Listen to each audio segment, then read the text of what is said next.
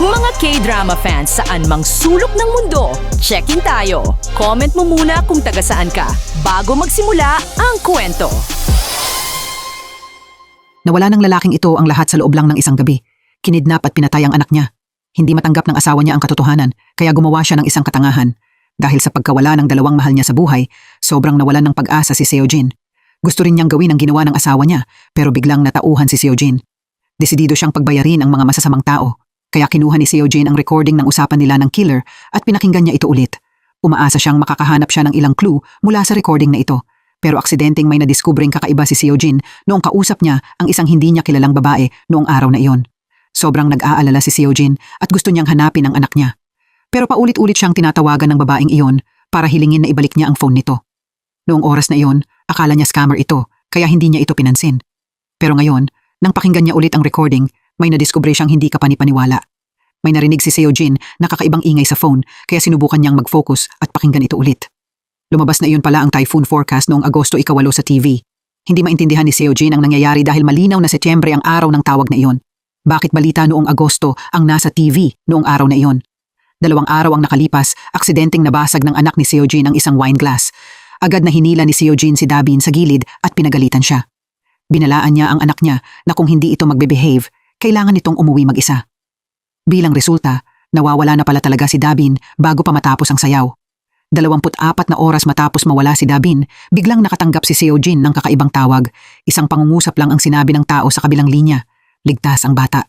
Pagkatapos, mabilis niyang binaba ang tawag, kaya napagdesisyonan ng investigasyon na hindi ito missing person case, kundi kidnapping case. Isang grupo ng mga tao ang nakaupo sa villa ni Seojin. Maghapon silang naghihintay pero wala silang natanggap na tawag mula sa mga kidnapper. Sobrang wasak si Seojin at ang asawa niya. Eksaktong 10:33, sa wakas ay tumunog ang phone. Isang babae ang walang dahilan na humiling kay Seojin na ibalik ang phone niya, pero nag-aalala siya sa anak niya, kaya wala siyang oras na sayangin. Kaya agad na binaba ni Seojin ang tawag. Makalipas ang 1 minuto, tumunog ulit ang phone. Sa pagkakataong ito, ang mga kidnapper na iyon, pero nag-iwan lang sila ng isang pangungusap na nagsasabing uuwi ang anak niya bukas. Pagkatapos, nagmamadaling binaba ng kidnapper ang tawag. Dahil masyadong maikli ang tawag, hindi matukoy ng pulis ang eksaktong lokasyon nila. Pero ang ikinalito ng lahat ay hindi man lang binanggit ng kidnapper ang ransom. Nag-aalala si Seojin, kaya hindi siya mapakali. Kinuha niya ang phone at nagpadala ng sunod-sunod na messages para hanapin ang anak niya. Sa oras na ito, nakita niya ang message mula sa babae. Hinihiling pa rin nito na ibalik niya ang phone. Hindi ito masyadong inisip ni Seojin. Kailangan niyang sumugal at magpadala sa kanya ng message para maghanap ng tao. Sakto noon biglang tumunog ang doorbell. Nagmamadaling lumabas ang lahat. Sobrang natakot ang delivery man nang makita niyang napakaraming tao kaya tumakbo siya palayo. Pagkatapos, tinapakan niya ang gas pedal at umalis sakay ng electric car. Natulala ang lahat habang nakatingin sa kahon. Kakaibang tahimik ang paligid. Kahit anong isip nila, hindi nila maintindihan. Sinabi ng mga kidnapper na uuwi si Dabin ngayong araw. Pero paano magkakasya ang bata sa ganoon kaliit na kahon? May masamang kutob na pumasok sa isip ni Seojin. At tama nga siya, nang buksan ang kahon, nasa loob ang isang duguang daliri. Sobrang gumuho ang asawa ni Seojin sa sitwasyong ito dahil kahapon, siya ang naglagay ng carton-shaped bandage sa kamay ng anak niya. Matapos magsagawa ang pulis ng DNA test, kinumpirma nilang kay Dabin ang daliri. Ang mas masakit pa, wala ng vital signs ang daliri. Ibig sabihin, pinutol ito matapos mamatay si Dabin. Nang marinig ni Seojin at ng asawa niya ang balitang ito, tuluyan silang gumuho. Ang asawa niyang si Hyun-chae ay nawalan ng malay doon mismo. Pero ang mas nakakagulat pa, noong gabi, nakatanggap si Seojin ng text message mula sa asawa niya. Hindi nakayanan ni Hyun-chae ang sakit ng pagkawala ng anak niya. Kaya umakyat siya sa tulay at tumalon. Dahil masyadong malakas ang agos ng ilog, hindi natagpuan ang katawan niya. Sa loob lang ng maikling 48 oras, nawala kay Seojin ang anak niya at pagkatapos ay ang asawa niya. Tuluyan niyang kinwestiyon ang buhay niya. Sigurado siyang may nagawa siyang kasalanan sa isang tao noong past life niya. Kaya pumunta si Seojin sa lugar kung saan tumalon ang asawa niya at dahan-dahang umakyat sa tulay. 10:33 na ngayon ng Setyembre 10, biglang nakatanggap ng text message ang phone ni Seojin. Curious niyang kinuha ito para tingnan. Hindi niya inasahan na ang message ay mula pa rin sa babaeng iyon. Ilalagay na sana ni Seojin ang phone nang may bagong message na dumating. Sa pagkakataong ito, sinabi ng babae na nakita niya ang anak ni Seojin. Dahil dito, natauhan si Seojin. Na-realize niyang hindi pa nahuhuli ang mga kidnapper kaya hindi siya pwedeng mamatay ng ganoon lang. Kaya tinawagan ni Seojin ang babae. Nakipag-appointment siya na magkita sila bukas para pag-usapan ng detalye. Sa sandaling iyon, may kakaibang nangyari. Sa likod niya, may bus na may sakay na mga bilanggong nasa death row na dumaan. Ang babaeng nakaupo sa sasakyan ang kausap ni Seojin. Kinabukasan, pumunta ang dalawa para magkita gaya ng napag-usapan, pero nang tingnang mabuti, magkaiba ang kulay ng paligid. Ang warm pink na lugar ay kay Aerie, habang ang malamig na gray na lugar ay kay Seojin. Magkaharap silang nakaupo, pero hindi nila makita ang isa't isa. Gusto ni Aerie na maibalik ang phone niya, habang gusto naman ni Seojin ng impormasyon tungkol sa nawawala niyang anak. Paulit-ulit na tumawag si Aerie, pero hindi siya makakonekta. 3 araw matapos mawala kay Seojin ang asawa at anak niya, nag-text siya kay Aerie. Akala ni Seojin ay sapat ng trahedya ang buhay niya at sinira pa rin ni Aerie ang pangako nito at niloko siya. Magkaharap sila sa parehong mesa, pero naghintayan sila ng 3 oras. Sa huli, pareho nilang inisip na nabiktima sila ng online scam, kaya umalis sila ng dismayado. Nagmamadaling pumunta si Aerie sa ospital, pero nalaman niyang nawala ang nanay niya. Buong araw na nag-aalalang naghahanap si Aerie kung saan-saan, pero wala pa ring balita tungkol sa nanay niya. 10:33 ng gabing iyon, biglang nakatanggap si Aerie ng text message mula kay Seojin noong araw.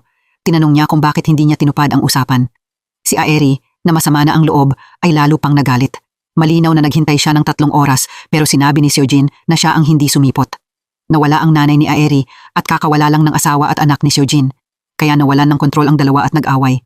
Galit na sinabi ni Aerie na kung alam lang niyang scammer si Seojin, hindi niya sana ito tinulungan mag-post ng wanted poster sa harap ng cafe. Ang mas nakakainis pa, mali rin ang petsa na isinulat ni Seojin sa pagkawala ng anak niya. Buti na lang, pinalitan ito ni Aerie mula Setyembre papuntang Agosto. Buti nga sa kanya at hindi niya mahanap ang anak niya. Agad na nainis si Seojin matapos marinig ito. Tinanong niya ulit kung sino talaga ang scammer. Pagkatapos noon, ibinaba ng dalawa ang tawag dahil hindi sila nagkasundo. Kinabukasan, nakatanggap si Seojin ng notice mula sa police station. Sinabi nilang natagpuan na nila ang delivery person. Pero sa pamamagitan ng technical examination, hindi ang delivery person ang kidnapper. Inanunsyo rin ng pulis na kahit hindi nila natagpuan ang katawan ni Dabin, halos makukumpirma na wala ng chance na mabuhay ang bata. Nang marinig ni Seojin ang balitang ito, pakiramdam niya bumalik siya sa guho ng bangungot niya. Kahit gaano siya sumigaw, wala itong silbi. Kinuha ni Seojin ang phone niya at pinakinggan ang recording ng usapan nila ng mga kidnapper noong araw na iyon. Nalaman niya sa tawag nila ni Aerie na ang TV ay nagpapakita ng balita noong Agosto 8. Nagmamadaling tumakbo si Seojin papunta sa bulletin board ng cafe para tingnan. Gusto niyang makita kung mahahanap niya ang notice. Nabanggit ni Aerie na puno ng papel ang buong pader pero walang missing person notice. Paalis na sana si Seojin nang may bugso ng hangin na nagpatalsik sa papel sa ibabaw. Nabunyag ang naninilaw na missing person notice. Sa gulat niya, ang totoong petsa ng pagkawala ay napalitan mula Setyembre papuntang Agosto. Tuluyan nitong binago ang pananaw ni Seojin sa mundo. Lumalabas na totoo ang sinabi ni Aerie. Sa sandaling iyon, may matapang na ideya na biglang pumasok sa isip niya. Mabilis niyang kinuha ang phone at tumawag. Isa itong tawag na tumawid sa oras. Noong Agosto 13, nakatanggap si Aerie ng tawag mula kay Seojin na nasa Setyembre 13. Agad na tinanong ni Seojin kung anong araw na. Nakatira ba si Aerie sa Agosto? Pero pinagalitan siya ni Aerie dahil parang nababaliw siya. Tumawag ba siya para lang itanong ito? Pagkatapos, iritadong sinagot din ni Aerie na siyempre Agosto 13 ngayon. Noon lang nakumpirma ni Seojin na ang oras na kinaroroonan niya ay Setyembre 13. Ibig sabihin, ang panahon na kinabubuhayan niya ay 1 buwan na mas huli kaysa sa kanya. Ngayon, kung tutulungan lang siya ni Aerie, maililigtas ni Seojin ang asawa at anak niya. Pero sinabi ni Aerie na hindi siya tanga. Malinaw na masyadong hindi kapani-paniwala ang sinabi ni Seojin para paniwalaan siya at tulungan. Ito ang tanging pag-asa ni Seojin para iligtas ang asawa at anak niya. Kaya nagdesisyon siyang huwag sumuko at tinawagan ulit si Aerie. Alam niyang sobrang importante ang oras sa likod. Pagdating ng 34 na minuto, tuluyan nang naputol ang tawag. Kahit ganoon, kailangan pa ring humanap ni Seojin ng paraan para mapaniwala si Aerie. Kaya nakaisip siya ng kakaibang plano. Ipinadala ni Seojin kay Aerie ang winning lottery numbers para sa Agosto 15. May kaibigan si Aerie na ang pangalan ay Jeon-wook. Nagsinungaling ito na kaya niyang gumamit ng locating technology para mahanap ang nanay niya, pero kailangan niyang ibigay ang personal information at bank book niya. Dahil sobrang gustong mahanap ni Aerie ang nanay niya, agad niya itong pinaniwalaan. Noong nakatanggap lang siya ng message mula sa bangko para mag-withdraw ng pera, doon niya na-realize na na-scam pala siya. Ngayon, hindi lang nanay niya ang nawala kay Aerie, pati pera niya rin. Sa gitna ng malakas na ulan, napasigaw siya sa iyak. Sa oras na ito, nagkataong nakita ni Aerie ang impormasyon ng loto sa pinto. Bigla niyang naalala ang message na natanggap niya. Nang ikumpara ni Aerie ang mga numero, nalaman niyang eksaktong pareho ang mga ito. Tuluyan siyang natulala. Noong gabing iyon, si Aerie mismo ang unang kumontak kay Seojin. Sinabi ni Aerie na kung tutulungan siya ni Seojin na hanapin si Jeon-wook para mabawi ang pera niya, paniniwalaan niya ang lahat ng sinabi nito. Kinabukasan, inutusan ni Seojin si Ho-young na imbestigahan ang kinaroroonan ni Jeon-wook, pero biglang nakatanggap si Seojin ng nakakagulat na balita na noong Setyembre nakakulong si Aeri dahil sa pagpatay kay Jeonwook. Sa kulungan, nakipagkita si Seojin kay Aeri. Lumabas na noong gabi ng Agosto 17. Ayon sa address na ibinigay ni Seojin, pinuntahan ni Aeri si Jeonwook. Pagkakita pa lang nila sa isa't isa, gusto na nilang mag-away. Palihim na dumampot si Jeonwook ng ladrilyo habang inilabas naman ni Aeri ang kutsilyong inihanda niya. Ang karaniwang mangyayari sana ay gagamitin ni Jeonwook ang ladrilyo para umatake. Aksidenteng magiging dahilan si Aeri ng pagkamatay ni Jeonwook. Pero noong gabi bago iyon, tinawagan ni Seojin si Aeri at sinabi sa kanya ang lahat. Dahil dito, nagkaroon siya ng pagkakataong pumili ulit. Sa pagkakataong ito, nagdesisyon si Aeri na itapon ang kutsilyo sa kamay niya. Kinabukasan, bumalik si Seojin sa kulungan at wala ng impormasyon tungkol kay Aeri. Ibig sabihin, talagang nagbago ang kapalaran niya. Noong gabing iyon, nag-usap ulit ang dalawa. Ipinaalam ni Seojin kay Aeri na pwede silang makipag-ugnayan sa isa't isa mula alas 10:30 hanggang alas 10:30 gabi-gabi, kaya ipapadala niya ang mga kailangang bagay sa text message. Ang unang ginawa ni Aeri ay makipagkita kay Seojin noong Agosto. Akala niya magiging maayos ang lahat, pero isang lalaking masakit ang paa ang tumakbo papasok sa police station at sumigaw na siya ang pumatay kay Dabin. Ang mas nakakagulat pa, maling inakusahan din niya si Seojin na pinatay nito ang sarili niyang anak. Dahil dito, nalito ang mga pulis. May iba pa bang kriminal? Mabilis na tinawagan ni Ho Young si Seojin. Nang makaharap ni Seojin ang kidnapper ng anak niya, hindi niya mapigilan ang galit niya. Susugod na sana siya para patayin ang kidnapper, pero sobrang kalmado ni Jinho. Sinabi ni Jinho kay Seojin na hindi niya ito kilala, pero sobrang naiintindihan niya ito. Pareho silang mga mamamatay tao at pareho silang nawalan ng anak. Sobrang nagulat si Seojin nang marinig iyon. Matapos mag-isip ng mabuti si Seojin, na-realize niyang si Jinho pala ang taong madalas may hawak na protest banner. Sa ilalim ng kumpanya, namatay ang anak ni Jinho sa sunog sa amusement park. Iyon ay project na pinangasiwaan ni Seojin. Paulit-ulit na ipinipilit ni Jinho na gumamit si Seojin ng mababang kalidad na materyales at naging sanhi iyon ng sunog. Dahil na-inspect naman ni Seojin ang lahat ng materyales ng project, imposibleng mababa ang kalidad ng mga iyon. Dahil sa insidenteng ito, matindi ring napagalitan si Seojin ng chairman. Ngayon lang naalala ni Seojin ang existence ni Jinho. Hindi inasahan ni Seojin na si Jinho pala ang salarin. Pero ang pagkawala ng anak niya ay sobrang sakit para kay Seojin. Umabot na sa puntong ito ang sitwasyon, kaya walang choice si Seojin kundi kumalma. Ang sumunod na tanong ni Seojin ay sobrang delikado. Tinanong ni Seojin kung kailan niya dapat makipagkita kay Jinho para mapigilan ang trahedyang ito. Galit na sinabi ni Jinho na sa oras na ito, ang mga bagay na ito pa rin ang pinag-uusapan ni Seojin. Noong may hawak na protest banner si Jinho sa harap ng building ng kumpanya, bakit hindi siya pinuntahan ni Seojin? Mas profesional pa ang sumunod na tanong ni Seojin. Tinanong ni Seojin kung ano ang ginawa ni Jinho isang buwan ang nakalipas. Kailan, saan, at paano kinidnap ni Jinho ang anak ni Seojin? Dahil sa sunod-sunod na tanong na ito, inisip ni Ho Young na parang pulis si Seojin. Kaya sinabi niya kay Seojin na umuwi na ito at magpahinga. Pagkatapos, pinaalis siya ni Ho Young. Dahil wala ring malaman si Seojin, nagdesisyon siyang mag-imbestiga mag-isa. Pumunta si Seojin sa kumpanya para balikan ang material report mula maraming taon na ang nakalipas. Sa oras na ito, pumasok si Taekju. Dahil si Taekju lang ang pinagkakatiwalaan ni Seojin, sinabi ni Seojin sa kanya ang impormasyon tungkol sa killer. Sinabi ni Taekju na hindi niya sisirain ang tiwala ni Seojin. Siya ang bahala sa pag-trace ng mga galaw ni Jinho noong nakaraang buwan. Tumunog ang orasan sa 10:33 at muling nakakonekta ang tawag na tumatawid sa oras. Agad na binigyan ni Seojin si Aeri ng dalawang task. Ang unang task ay alamin niya ang mga galaw ni Jinho noong Agosto. Ang pangalawang task ay kumbinsihin ni Aeri si Seojin noong Agosto. Madaling asikasuhin ang unang task dahil noong Agosto, wala pang nagagawang krimen si Jinho. Pwede siyang direktang kausapin ni Aeri. Pero ang pangalawang task ay sobrang hirap para kay Aeri. Problema pa lang ang makapasok sa kumpanya ni Seojin. Lumabas na pumunta pala si Aeri sa kumpanya ni Seojin noong umagang iyon. Hindi makakapasok ang sino mang walang access card. Bukod doon, kahit makapasok si Aeri, mahihirapan siyang kumbinsihin ang Seojin noong Agosto na kaya niyang hulaan ang future at makikidnap at papatayin ang anak nito. Pero nagbigay si Seojin ng kondisyon na hindi kayang tanggihan ni Aeri. Tutulungan niya itong hanapin ang nanay niya. Nang buksan ni Aeri ang impormasyon tungkol sa killer na ipinadala ni Seojin, sobrang nagulat siya. Hindi niya inasahan na siya pala ang killer, kaya nabuo ang isang komplikadong deal. Tutulungan ni Seojin si Aeri na hanapin ang bakas ng mga galaw ng nanay niya noong Setyembre. At kailangang kumbinsihin ni Aeri ang Seojin noong Agosto para mapigilan ang pagkidnap sa anak nito.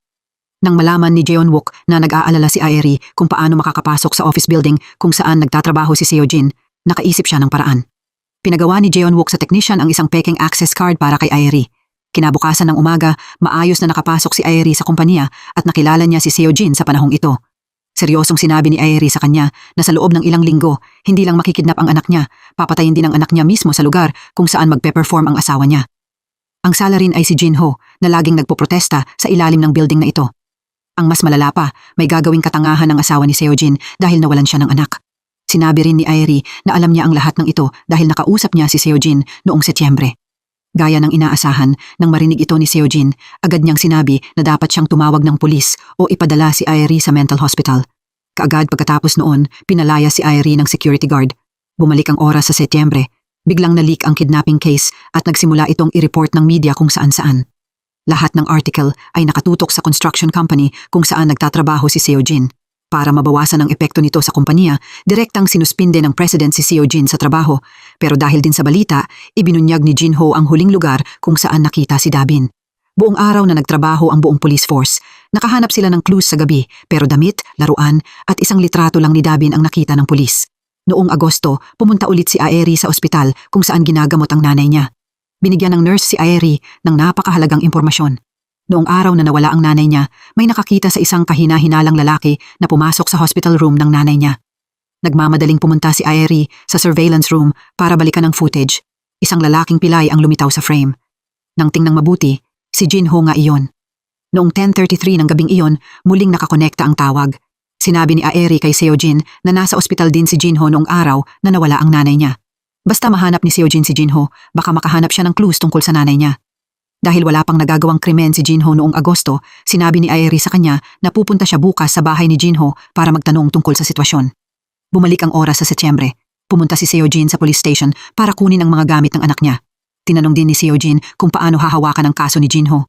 Sumagot si Ho Young na baka matagalan ito dahil sangkot si Jinho sa isang murder case at ang biktima sa kasong ito ay si Aeri. Bukod pa rito, ang oras ng krimen ay eksaktong nangyari 1 buwan na ang nakalipas. Ngayong araw, nahilo si Seojin matapos marinig iyon dahil kagabi, sinabi ni Aeri na ngayong araw ay pupuntahan niya si Jinho para tanungin tungkol sa kinaroroonan ng nanay niya. Kung mapapatay si Aeri, hindi na mababago ang kapalaran. Nagmamadaling tumakbo si Seojin papunta sa bahay ni Jinho. Natakot siya nang makita ang police tape sa pinto. Paulit-ulit na tumatawag si Seojin pero hindi siya makakonekta. Sa sandaling ito, dahan-dahang naglalakad si Aeri papunta sa crime scene. Samantala, tinitingnan ni Seojin ang mga naiwang gamit ng anak niya at inaalala ang nakaraan. Si Dabin ay isang batang sobrang maunawain. Noong makati ang mga pantal sa buong katawan niya at sobrang hindi siya komportable, hindi siya nagreklamo. Pero ngayon, pinagalitan ni Seojin ang anak niya dahil hindi nito sinabi na hindi siya komportable. Tinanong ni Dabin si Seojin kung nag-aaway ba ang mga magulang niya dahil sa kanya. Kaya lumingon si Seojin para tingnan si Dabin na pinipigilan ang luha niya. Sinabi niya na ayaw lang niyang makita ang mga magulang niya na nag-aaway dahil sa kanya. Lumabas na tuwing nag-aaway si Seojin at ang asawa niya naririnig ito ni Dabin at niyayakap niya ang manika. Iniisip niya kung makulit ba ang anak nila kaya nag-aaway ang mga magulang niya. Tuwing naiisip ni Seojin na pinatay ang mabait niyang anak, sobrang nagsisisi siya dahil hindi niya naipaliwanag sa anak niya na hindi naman talaga sila nag-aaway dahil sa kanya. Biglang na-realize ni Seojin na hindi na siya pwedeng magpatuloy na malunod sa nakaraan dahil papatayin si Aeri ngayong gabi at si Aeri ang huling pag-asa ni Dabin. Noong gabi ng Setyembre 24, pinunit ni Seojin ang tape sa pinto ni Jinho at binuksan ang pinto para pumasok sa magulong bahay. Nang makita lang ni Seojin ang mga mantsa ng dugo sa pader at ang mga chalkmark na nagmamarka sa crime scene, doon niya natiyak na siguradong papatayin si Aeri ngayong gabi. Sa sandaling ito, biglang may kumatok sa pinto. Si Aeri mula Agosto 24 ay kumatok sa pinto ni Jinho. Nang makita niya ang leather shoes sa pinto, sinubukan niyang sumilip sa loob. Hindi alam ni Aeri na may misteryosong tao na nagtatago sa likod ng pader. Dahil naramdaman ni Jinho na malapit na siyang mabuko, hinila niya si Aeri papasok sa kwarto. Kakaiba, na-imagine din ni Seojin ang magiging kapalaran ni Aeri. Dinampot ni Jinho ang martilyo nang maisip ni Seojin na siguradong mamamatay si Aeri. Sa sumunod na segundo, isang kakaibang eksena ang lumitaw. Unti-unting nawala ang mga mantsa ng dugo sa sahig. Nagsimula ring magbago ang ayos ng kwarto. Pagkatapos, mas naging kakaiba ang kusina. Ang martilyong hawak ni Jinho ay bumalik din sa dati nitong pwesto. Ano ang nangyayari? Lumabas na dumating pala si Jeon-wook sa tamang oras para iligtas si Aeri. Walang tigil silang hinabol ng misteryosong tao. Nang makarating sila sa isang eskinita, dinampot ni Jeon-wook ang isang flower pot sa gilid ng kalsada at ibinato ito sa misteryosong tao. Tumama ang flower pot mismo sa mukha niya. Mula noon, nagpakita na rin ang misteryosong tao. Ang taong ito ay driver ni Seojin. Kaya bakit lumitaw si Jeon-wook sa tamang-tamang oras? Lumabas na naiwan ni Aeri ang phone niya sa tindahan, kaya balak ni Jeon-wook na ibalik ito sa kanya. Eksaktong 10:33, tuloy-tuloy na tumunog ang phone ni Aeri. Isa itong text message mula kay Seojin. Nakalagay doon na mamamatay si Aeri ngayong gabi sa bahay ni Jinho. Nagpanik si Jeon-wook at nagmamadaling pumunta roon. Misteryoso ring nawala ang ceiling tape sa sahig. Dahil dito, nalito si Seojin at hindi niya maintindihan ang nangyayari. Para malaman kung patay na ba si Aeri o hindi, mabilis na bumalik si Seojin sa kotse niya at tinawagan si Police Officer Ho Young. Tinanong ni Seojin ang tungkol sa kaso ni Aeri na nangyari noong Agosto 24 sa Shinhan Ward, pero nagbago na ang kasong iyon. Tuluyan na ring nawala ang alaala ng lahat tungkol sa kaso ni Aeri. Natural na kinumpirma ni Police Officer Ho Young na walang kaso na may biktimang Aeri. Tinanong niya si Seojin kung nagkamali ba ito. Pero sa totoo lang, may kaso talaga na may biktimang Aeri, pero hindi ito nangyari noong 24 kundi noong 25. Nagbago rin ang lokasyon ng krimen. Tuluyang nalito si Seojin at gusto pa sanang magtanong pero ayaw nang magsalita pa ni Police Officer Ho Young at binaba ang tawag. Mabilis na kinuha ni Seojin ang phone niya para hanapin ang impormasyon. Tama nga, may kaso tungkol sa bangkay ng isang babae sa Ruksam Ward.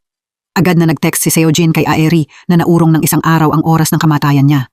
Papatayin ulit si Aeri bukas. Sa sandaling ito, biglang naalala ni Aeri ang nakaraan niya noong bata pa siya. Pumanaw ang tatay niya noong 5 taong gulang pa lang siya. Nang makita ni Aeri ang nanay niya na tahimik na umiiyak sa sulok ng kwarto, wala siyang nagawa kundi isara ang pinto at tahimik na umalis. Tuwing namimiss ni Aeri ang tatay niya, palihim lang niyang dinadampot ang phone at tinatawagan ang lumang number ng tatay niya. Matapos magkaroon ng sakit sa puso ang nanay ni Aeri, masaya man o malungkot, tatawag siya at mag-iiwan ng message sa number ng tatay niya. Halimbawa, para ipaalam sa tatay niya na nakagraduate siya ngayong araw. Kahit matagal nang wala ang tatay ni Aeri, nagpapanggap pa rin siyang tinatawagan niya ang tatay niya para aliwin ang sarili niya. Nang biglang may sumagot sa phone number na libu-libong beses nang tinawagan ni Aeri, naramdaman niyang ang pagtulong kay Seojin ay parang pagtulong na rin sa sarili niya. Nang makipagkita ulit si Aeri kay Seojin noong Agosto, sinabi niya na totoo man o hindi ang fake documents, iniisip pa rin ni Jinho na namatay ang anak niya dahil kay Seojin. Kaya plano niyang kidnapin si Dabin.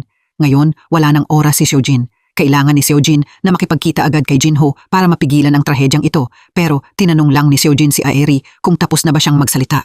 Tinanong din ni Seojin kung matigas ba ang ulo ni Jinho. Nakita ni Aeri na hindi siya kayang paniwalaan ni Seojin, kaya naisip niyang baka ang asawa nito ang makinig. Kaya pumunta si Aeri sa villa ni Seojin para hanapin ang asawa niya. Sa sandaling iyon, sumakay si Hyun Chae sa taxi. Agad na sinundan ni Aeri si Hyun Chae papunta sa isang apartment. Nang tatawagin na sana ni Aeri si Hyun Chae, bigla niyang nasaksihan ang isang nakakagulat na eksena. Isang guwapong lalaki ang nagbukas ng pinto para salubungin si Hyun Chae. Pagkatapos, nagyakapan ng dalawa at pumasok sa apartment. Ang lalaking iyon ay si Do Gyun. Pero hindi lang pala pinagtaksilan si Seojin ng asawa niya, ipinatawag din siya ng pulis dahil pinaghihinalaan siyang namemeke ng construction material inspection documents. Dahil kulang ang test report mula sa tamang authority, nanganganib si Seojin na makasuhan at makulong. Mabuti na lang, gumana ang payo ni Aeri. Nakatulong ito para mabago ang katotohanan. Nag-alala ang Seojin noong Agosto na baka may problema sa mga dokumento kaya nagmadali siyang bumalik sa kumpanya para tingnan ito. May nakita siyang ilang butas. Agad na inulit ni Seojin ang inspection procedure, pero hindi niya maalala kung nasaan ang bagong certificate. Kaya tinawagan ni Seojin si Do Gyun para umuwi at hanapin ito. Nakakalungkot, sinabi ni Do Gyun na hindi niya mahanap ang bagong documents. Nang ibalik ng prosecutor's office ang phone kay Seojin, inagaw ito ni Do Gyun. Samantala, nakarating na si Aeri sa pinto ng apartment. Nang pipindutin na sana niya ang doorbell, tumunog ang orasan sa 10:33. Tumunog ang phone dahil sa message notification. Lumabas na iyon pala ang warning na ipinadala ni Seojin kagabi. Ipinaalam niya na naurong ng isa pang araw ang kamatayan ni Aeri. Bukas, papatayin siya sa apartment number 609, Ruksam Ward. Naghinalang tumingala si Aeri. Ang kwarto sa harap niya ay number 609. Nag-text din si Seojin na hindi pwedeng pumasok si Aeri sa apartment number 609. Kung hindi, mamamatay siya rito ngayong gabi. Nagpanik si Aeri at agad na tinawagan si Seojin, pero ang phone ni Seojin ay nasa kamay ni Do Gyun. Sumugod si Seojin para agawin pabalik ang phone, pero walang hiya itong binaba ni Do Gyun mismo sa harap ni Seojin. Samantala, nasa apartment si Do Gyun at napansin niya ang kilos sa labas. Nag-aalala si Seojin at gusto niyang sabihin kay Aeri na tumakbo palayo, kaya sumugod siya para agawin ang phone. Nakarating na si Do Gyun sa bakal na pinto. Nahawakan ni Seojin ang phone sa 10:34 pero hindi na makonekta ang tawag. Buong lakas na itinulak ni Do Gyun ang pinto para buksan ito. Mabuti na lang, nakatakbo si Aeri sa elevator sa tamang oras. Sa wakas, kumilos na ang Seojin noong Agosto. Sa kalagitnaan ng gabi, hiniling niya sa tamang authority na agarang ipadala ang inspection certificate. Mabuti na lang na ipadala pabalik ang dokumento sa oras. Muli, nagbago ang kasaysayan. Agad na lumitaw ang isang nakakagulat na eksena. May bagong certificate na lumitaw sa tambak ng files. Dahil doon, nalinis ang pangalan ni Seojin sa kasong pamemeke ng documents. Hanggang ngayon, ang Seojin mula Setyembre ay alam lang na pineke ni Do Gyun ang documents para siraan siya. Pero hindi inasahan ni Seojin na may affair din pala si Hyun Chae kay Do Gyun. Sa oras na ito, dahil masyadong madilim ang ilaw at tinanggal ni Dogyon ang salamin niya, ang alam lang ni Aeri ay pinagtaksilan ni Hyun Chae si Seojin, pero hindi niya alam na may problema rin si Dogyon. Noong Setyembre, nagmamadaling pumunta si Seojin sa apartment sa Ruksam Ward. Nalaman niyang walang tao sa loob. Kaya agad na hinanap ni Seojin ang management at nagpanggap na nagasgasan ang kotse niya ng isang residente ng apartment number 609. Ginawa niya iyon para makuha ang phone number ng landlord. Nang ilagay ni Seojin ang number sa phone niya, nalaman niyang driver niya ito. Ang driver ang naging scapegoat. Sa oras na ito, kinumpirma ni Seojin na ang taong gustong pumatay kay Aeri ay ang driver niya. Pero hindi alam ni Seojin na ang tunay na mastermind ay si Dogyon. Tuluyang naging panalo si Dogyon. Balak pa nga niyang kunin ang lahat ng assets ni Seojin at mag-immigrate sa ibang bansa. Noong 10:33 ng gabi, nakatanggap si Seojin ng text message mula kay Aeri. May laman itong video na kinunan ni Jeon-wook malapit sa bahay ni Hyun Chae. Nang buksan ni Seojin ang video, nakita niyang ang tao sa video ay ang driver din. Kaya sinabi ni Seojin kay Aeri na ang taong 2 beses na humabol at nagtangkang pumatay sa kanya ay ang driver niya. Kinabukasan, gumawa ng plano si Seojin. Nagpanggap siyang ipapa-maintenance ang company car. Pinakiusapan niya ang driver na ihatid siya sa isang lugar. Pagdating nila sa lugar, pinaalis ni Seojin ang driver at nagkabit siya ng tracking device sa ilalim ng kotse. Noong gabing iyon, nagsignal ang phone na nasa highway ang kotse. Na-curious si Seojin at sinundan niya ito gamit ang kotse. Nang makarating siya sa isang abandonadong warehouse, biglang nawala ang signal. Walang ingat na pumasok si Seojin sa dilim. Nang makarating siya sa isang abandonadong greenhouse, sobrang natakot siya kaya napaupo siya sa lupa. Tumingala si Seojin at nakita niya ang isang nakabitin na katawan. Ang taong iyon ay ang nanay ni Aeri. Nang makita ni Seojin ang nakakatakot na eksenang iyon, napahinga siya ng malalim na parabang kalahati ng kaluluwa niya ay nawala. Sa sandaling iyon, tumunog ang phone niya. Tinanong ni Aeri si Seojin kung paano niya hinanap ang impormasyon ng driver pero wala siyang oras para pag-usapan iyon. Agad na sinabi ni Seojin sa kanya ang tungkol sa pagsunod niya sa driver at ang pagkakadiskubre niya sa katawan. Matapos makinig, nagulat din si Aeri. Sa ganitong kadelikadong sitwasyon, hindi man lang siya tumakbo palayo. Ginamit ni Seojin ang flashlight ng phone para mabilis na kumuha ng ilang litrato. Talagang matapang siya. Pagkatapos, lumapit si Seojin sa katawan. Kinuha niya ang ilang piraso ng papel mula sa bulsa ng biktima. Balak ni Seojin na gamitin ang phone para tumawag ng pulis, pero nag-isip siya ulit. Kung makita si Seojin sa kalagitnaan ng gabi sa isang desyertong lugar na ganito, siguradong paghihinalaan siya. Kaya pumunta si Seojin sa isang public phone booth. Hindi niya nakalimutang balutin ng panyo ang receiver at tumawag ng pulis. Pero hindi alam ni Seojin na bawat galaw niya ay may nagmamasid. Sinundan ni Seojin ang lokasyon sa GPS at humabol hanggang sa bus station. Nadiskubre niya na nakakabit pala ang GPS device sa likod ng isang passenger bus. Naputol ang circuit. Pag-uwi ni Seojin, inilabas niya ang piraso ng papel at nakita niyang bank transfer receipt pala ito. May account number din na nakasulat doon. Dahil sa kakilala ni Seojin na bank manager, nahanap niya ang phone number ng account holder. Nang tawagan ni Seojin ang number na iyon, isang matandang lalaki ang nasa kabilang linya. Tinanong ni Seojin kung sino ang nag-transfer ng pera sa kanya 2 araw ang nakalipas. Sinabi ng matandang lalaki sa kanya ang pangalan ng nanay ni Aeri. Sobrang nagulat si Seojin sa impormasyong ito. Mabilis niyang itinabi ang kotse sa gilid ng kalsada. Kinuha ni Seojin ang phone niya at binuksan ang litratong ipinadala ni Aeri. Pagkatapos, ikinumpara niya ito sa litrato ng katawan na kinunan niya kagabi. Hindi inasahan ni Seojin na maglalakas loob ang driver na patayin ang nanay ni Aeri. Hindi alam ni Seojin kung paano ito ipapaliwanag.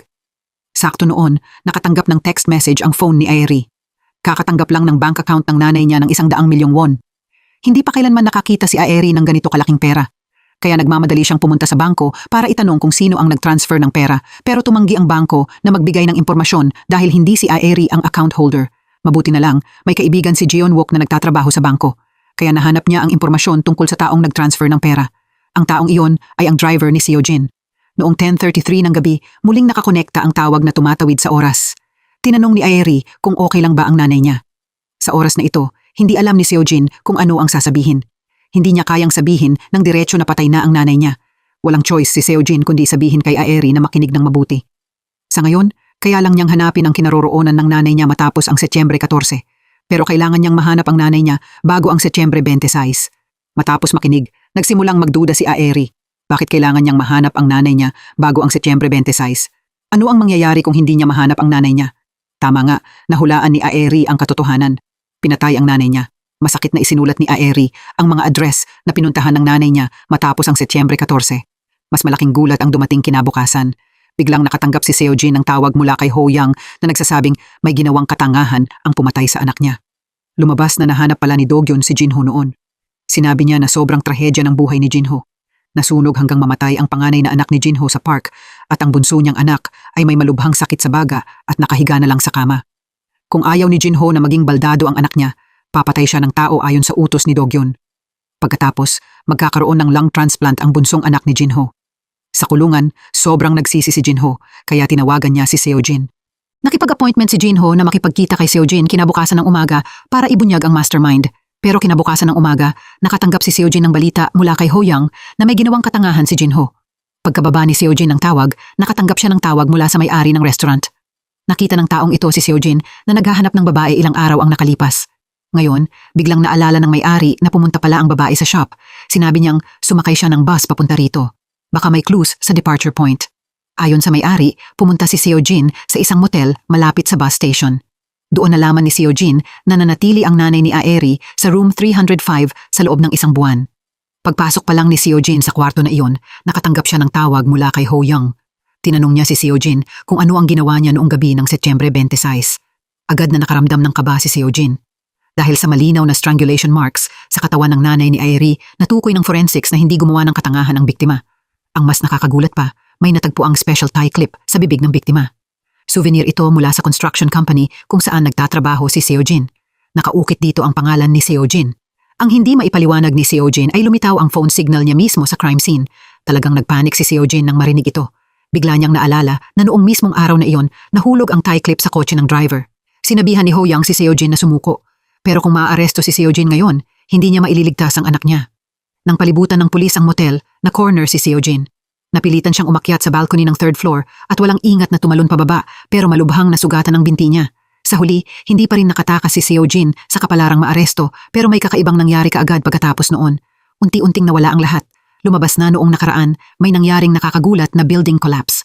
Nang kakapasok pa lang ni Seojin sa banyo, nagsimulang mag-crack ang pader sa tabi nito. Bago ang hindi pa nararanasang eksena, marahas na yumanig ang buong building. Nagpanik ang lahat at tumakbo palayo. Pero nangyari pa rin ang trahedya.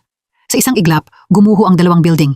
Si Seojin lang ang natrap sa banyo at lumubog sa dilim. Nagutom at nauhaw siya sa loob ng 31 araw. Pagkatapos noon, nailigtas siya at naging huling survivor. Si Aeri ngayon ay eksaktong katulad ni Seojin, 19 na taon ang nakalipas. Dumadaan siya sa pinakamadilim na araw ng buhay niya pero matatapos din ang lahat. Pinunasan ni Aeri ang luha niya at nag-text kay Seojin. Kapag lumipas ang dilim, magkikita ulit tayo. Matapos linisin ni Aeri ang kwarto niya, nag-text siya sa kaibigan niya na gusto niyang hanapin ang nanay niya. Mabilis na pumunta ang tatlo sa restaurant na binanggit ni Seojin. May nangyaring milagro. Nakita nila ang nanay ni Aeri na naglalakad papunta sa kanila. Agad na nagbago ang kasaysayan. Nawala ang lahat ng bakas na may kaugnayan sa pagkamatay ng nanay ni Aeri. Sa oras na ito, sigurado si Seojin na ang taong nagligtas sa kanya ay si Aeri.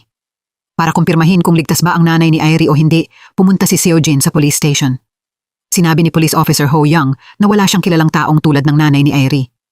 Napabuntong hininga ng maluwag si Seojin nang marinig iyon. Sa wakas, gumaan ang pakiramdam niya dahil nagbago na ang kasaysayan. Ganoon din ang memories ng driver. Ibig sabihin, hindi na diskubre ang GPS device na inilagay ni Seojin sa kotse. Nang balikan ni Seojin ang GPS data, nadiskubre niyang nasa ospital ang driver noong araw na ginawa ni Jinho ang krimen niya. Hindi ito pwedeng coincidence lang, kaya agad na pumunta si Seojin sa ospital. Ayon sa mga bakas sa scene, ang lugar kung saan tumalon si Jinho ay ang bubong ng ospital. Pero masakit ang paa ni Jinho at nakahandcuff siya, kaya imposible siyang makaakyat mag-isa sa ganoon kataas na railing. Sinabi sa balita na tumalon siya mula sa building ng 10:00 ng umaga. Samantala, nasa ospital ang driver mula 9:34 ng umaga hanggang 10:09 ng umaga. Ipinapakita nito na ang driver ang pumatay kay Jinho. Kinabukasan, pinapunta ng nanay ni Aeri si Aeri para bisitahin ang tatay niya. Habang nasa daan, sinabi ng nanay niya na bumili muna siya ng bulaklak. Pagbalik niya, isang piraso na lang ng papel ang naiwan sa upuan. Nakalagay sa papel na huwag nang hanapin ni Aeri ang nanay niya. Doon lang sila parehong mabubuhay. Kahit hindi maintindihan ni Aeri kung bakit, alam niyang may mali sa nanay niya. Natatakot siya na baka saktan ulit ng driver ang nanay niya. Nagpanik si Aeri at pumunta kay Jeonwook. Nakatanggap siya sa kanya ng 80,000 volt na stun gun. Pagkatapos, sinundan ni Aeri ang kotse ng driver. Sinundan niya ito hanggang sa isang eskinita at inilabas ang weapon niya. Sa oras na ito, nabunyag din ang childhood past ni Hyun-chae. Itinulak ni Hyun-chae ang pinto para buksan ito at nakita ang isang bote ng alak sa sahig. Aksidente niyang naibato ang shirt niya roon. Hindi inaasahan, sinunog ni Hyun-chae ang newspaper. Pagkatapos, humawak siya ng bakal na pamalo para harangan ang pinto. Lumabas na hindi na kayang tiisin ni Hyun-chae ang alkoholik niyang ama. Akala niya matatapos ng apoy ang lahat. Hindi inaasahan, matapos ang 20 taon, isang matandang lalaking puno ng peklat ang lumapit sa kanya. Agad na nakilala ni Hyun Chae na ito ang ama niyang akala niya ay namatay sa sunog maraming taon na ang nakalipas. Kaagad pagkatapos, nakatanggap si Hyun Chae ng text message na nagsasabing maghanda siya ng 10 bilyong won, kung hindi ay pareho silang mamamatay. Kaya mabilis na naghanda si Hyun Chae ng escape plan. Sa morgue, nakahanap si Hyun Chae ng katawan na kasing edad ng anak niya at nagnakaw ng hair sample. Pagkatapos, hinanap niya ang blind spot ng kamera sa tulay. Mula sa pwesto ni Hyun Chae hanggang sa pwesto ni Do-gyun, may voice message para kay Seo-jin sa bawat lugar. Kailangan lang mapaniwala ni Hyun Chae si Seo-jin na gumawa siya ng katangahan at magiging successful ang plano niya. Ang natitira na lang ay maghintay hanggang sa dinner party makalipas ang 3 araw. Sa oras na ito, nawala ulit ang nanay ni Aeri. Bigla niyang na-realize na may 2 paraan lang para iligtas ang nanay niya. Patayin ang driver o pigilan si Jinho na kidnapin si Dabin. Dahil parehong pinatay ng driver ang nanay ni Aeri at si Jinho. Pinapatunayan nito na magkaugnay ang kapalaran ng nanay ni Aeri at ni Dabin. Pero sobrang hirap patayin ng driver kaya wala silang choice kundi pigilan ang kidnapping kay Dabin. Matapos makontak ni Aeri si Dabin, nadiskubre ni Aeri na palagi itong may hawak na teddy bear. Kaya bumili si Aeri ng kaparehong teddy bear pero may nakakabit na GPS device dito. Palihim na pumunta si Aeri sa kindergarten para palitan ang laruan ni Dabin. Noong gabing iyon, binuksan ni Seo-jin ang phone niya at nagulat siya nang makita ang GPS signal. Pero pinalitan ni Aeri ang teddy bear noong Agosto. Habang Setyembre na ngayon, ibig sabihin 1 buwan na ang lumipas. Ilang araw ang nakalipas, natagpuan ng pulis ang teddy bear ni Dabin sa tabi ng ilog. Kaya pwede bang ang kasalukuyang GPS signal ay kay Aeri? Nagmamadaling pumunta si Seo-jin sa police station para kunin ang mga gamit ni Dabin, pero hindi niya nakita ang GPS device sa loob. Pinatunayan nito na ang lokasyong ipinapakita sa phone ay kung nasaan ang teddy bear. Buo pa rin ang teddy bear. Posible kayang buhay pa si Dabin? Magdamag na nagmaneho si Seo-jin at sinundan ang GPS information papunta sa lokasyon. Kinabukasan, nakahanap si Seo-jin ng resort na 500 kilometro ang layo mula sa city at dahan-dahang lumapit sa villa.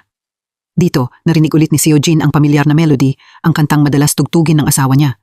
Ang sumunod na eksena ay ikinagulat ni Seo-jin. Nandoon ang mabait niyang anak at ang mabait niyang asawa. Akala niya magiging masayang reunion ito pero hindi inaasahan. Tumakbo ang anak niya papunta kay Do-gyun. Tuluyan nitong natulala si Seo-jin. Sa sandaling iyon, lumitaw ang driver at hinampas siya mula sa likod.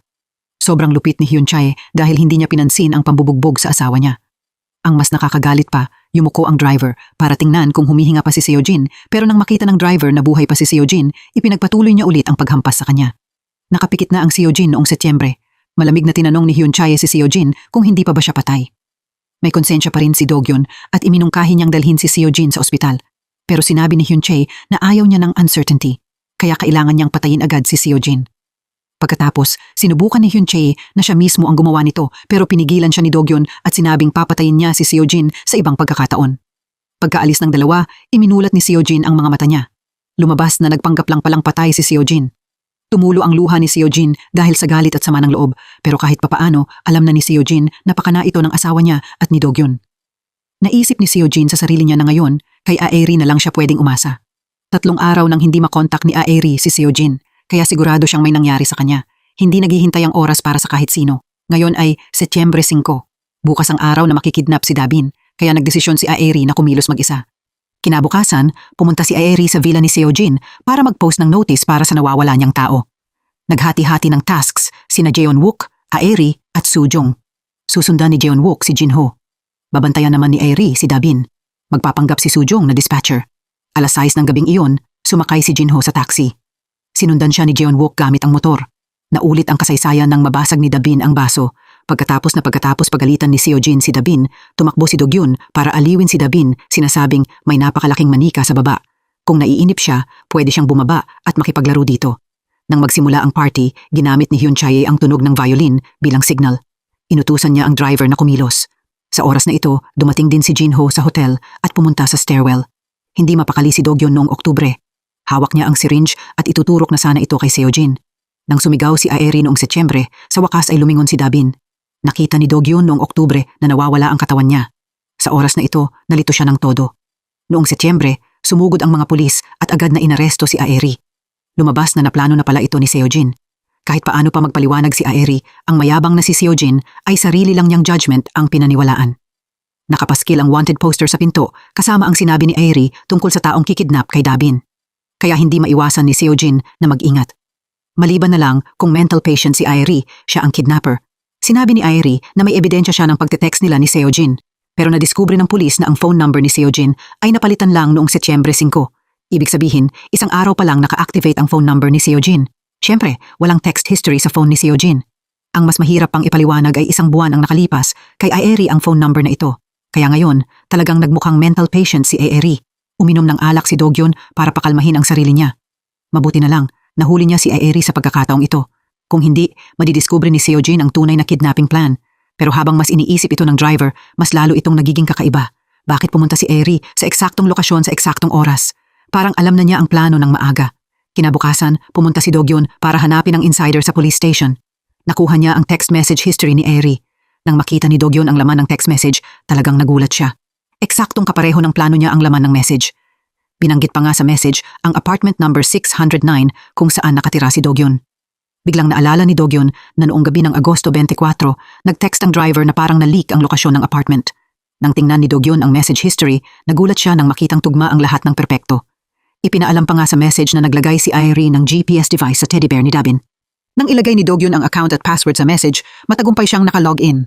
Ang GPS location ay bahay ni Seojin. Noong una, hindi naniniwala si Hyun Chae sa mga ganitong kakaibang bagay. Hindi inaasahan nang buksan niya ang teddy bear para tingnan. Talagang may nadiskubre siyang GPS device sa loob. Sa sandaling ito, tuluyang natulala si Hyun Chae. Pakiramdam din ni Airi noong Setyembre ay wala na siyang magawa. Kahit paano niya subukang magpaliwanag, hindi pa rin siya pinaniwalaan ni Seojin. Kahit ang pulis ay inisip na mental patient si Airi. Noong una, ang akala lang ni Airi ay kung mapipigilan niya ang pagkidnap kay Dabin, magiging okay si Seojin noong Oktubre. Kailangan lang ni Airi na hayaan siyang magpaliwanag pero hindi pa rin niya matawagan si Seojin noong Oktubre. Kung masyado ng maraming coincidence, siguradong hindi na ito coincidence. Kaya tumakbo si Dokyeon papunta sa ospital para hanapin si Jinho pero hindi niya inasahang makakatanggap siya ng nakakagulat na balita. Sinabi ni Jinho na si Airi ay anak ni Songja. Si Songja ang taong matagal nang hinahanap ng driver. Sa oras na ito, naghinala si Dokyeon dahil hindi niya kailanman narinig na binanggit ng driver ang taong ito. Hindi inasahan ni Dokyeon na maglalakas loob ang driver na itago ang bagay na ito. Mula rito, nagsimulang mabasag ang grupo nilang tatlo. Sa mahalagang sandali, lumitaw si Songja. Pumunta si Songja sa president ng construction company dahil nagsalita si Chairman Seo Il. Napilitan si Seojin noong Setyembre na i-withdraw ang kaso. Dahil doon, nakalaya si Airi. Pagkalabas niya pa lang ng gate, nakatanggap siya ng tawag mula kay Seojin noong Oktubre.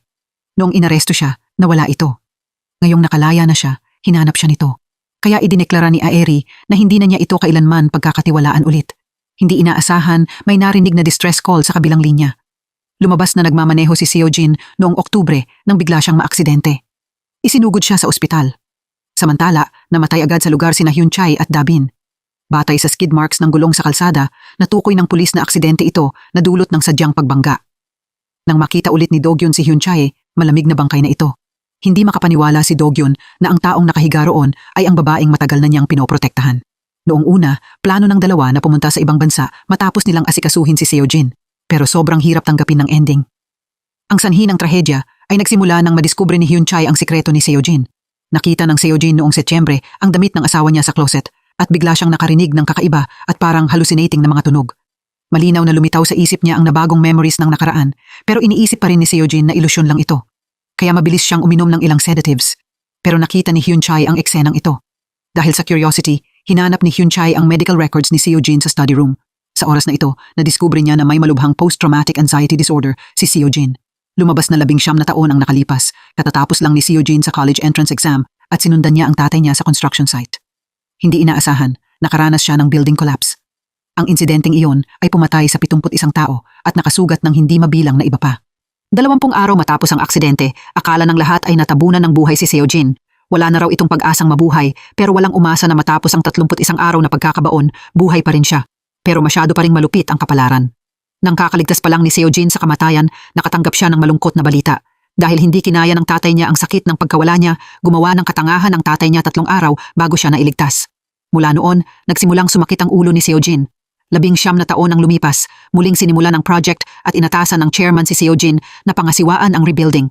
Sa mismong groundbreaking press conference, nakilala ng lalaking may peklat si Hyun Chae at binantaan siya na kung hindi siya magbibigay ng pera sa loob ng 1 linggo, ibubunyag nito ang lahat ng masasamang ginawa niya.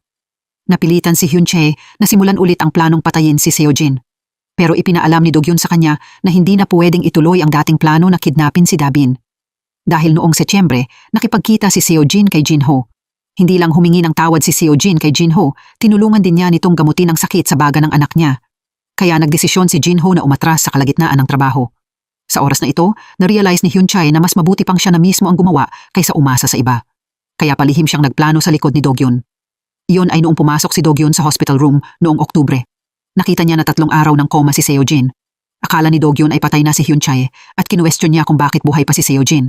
Pagkatapos, inilagay ni Do-gyun ang kamay niya sa oxygen valve at gustong putulin ang buhay ni Seo-jin. Pero kailangan munang malaman ni Do-gyun ang katotohanan kaya binitawan niya ito. Pagkatapos, dinampot ni Do-gyun ang phone ni Seo-jin. Eksaktong 10:33, biglang tumunog ang phone. Ang Do-gyun noong Oktubre ay kausap ang Do-gyun noong Setyembre. Lumabas na eksaktong 10:33, nakakonekta ang tawag na tumatawid sa oras. Bago pa makapagsalita si Aeri, biglang lumitaw sa likod niya si Do-gyun noong Setyembre. Nang makita niyang hawak ni Aeri ang phone, agad niyang tinanong kung ano ang relasyon nito kay Seo-jin. Nang makita ni Do-gyun na hindi sumasagot si Aeri, agad niyang inagaw ang phone. Hindi inaasahan, pagkatapos ng tawag na iyon, nagsimulang magkaroon ng hallucination si Do-gyun noong Oktubre. Nagpanik siya at itinapon ang phone niya.